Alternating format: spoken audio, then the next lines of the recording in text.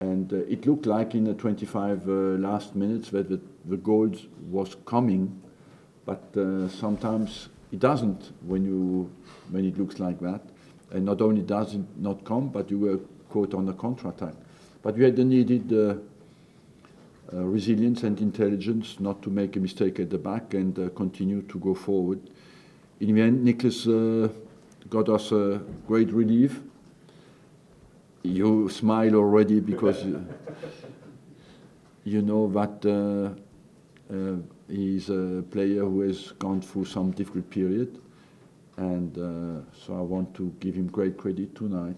He's a really could be a really important player for you. I mean, it was a great finish again. I told him already today that he's back to his level where I want him to be, you know, and that if he continues to develop like that, he'll come back in the team. But unfortunately, got injured today, and it looks like it's not a question of days, but of weeks, with a sprained ankle.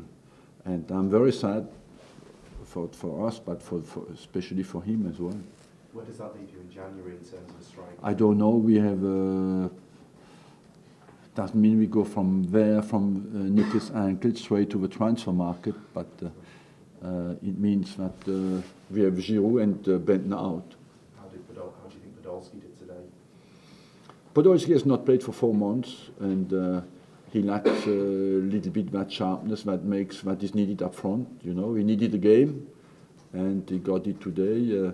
It was not easy for him because they were very well organised and worked very hard, Cardiff. Is that a little bit typical of Nicklas' luck? Because I mean, you know, he's a hero today. Gets the injury. It's just the story of his season a little bit, isn't it? It's so frustrating for him. I think yes, as you say, it's Nicklas, but usually he's not a fragile player. You know, he's not a lot injured. He was done, like he said, he landed on the foot of a Cardiff player and turned his ankle.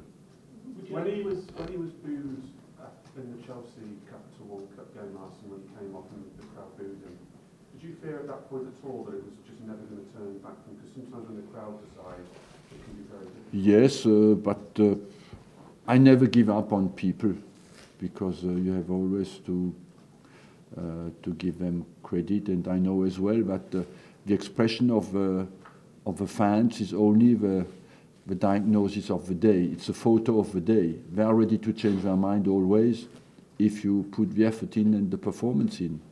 With Nicklas, he could start talking to clubs abroad now, sign a free contract. Would you be encouraging not to do that and stay at home? Look, we are the 1st of January. You cannot stop him from doing it. At the moment, he says he wants to stay here. Would you be quite keen to keep him? Because obviously he said he's back to his best. Yeah, if Nicklas is focused on staying with us and on this job, he's a great striker. You often see in cycle races that it's kind of the occasional players who pop up and make the difference. You have those moments where someone comes off the bench and you wouldn't expect and scores a crucial goal. You kind of need everyone to chip in, don't you? We cannot. You need everyone to chip in. Of course, no. We have a great. I said that many times. We have a good togetherness in the side, you know, and the players come on with the right attitude, and that makes the difference. You know that in a championship, if you don't have that, you have no chance to do it. We have that in the squad. We have to take care of that spirit and show it in every single game. But Cardiff is certainly physically the fittest team in the league. Well, does that? I mean, Ole Gunnar Solskjaer was here today. I don't know whether you know him. They played. Yes, I've seen him before the game. Yes, and they played like they knew he was in the stand. Yeah. Do you think that gives them a hope then of survival? I mean, if you think they Cardiff has the basic ingredients to survive in the Premier League.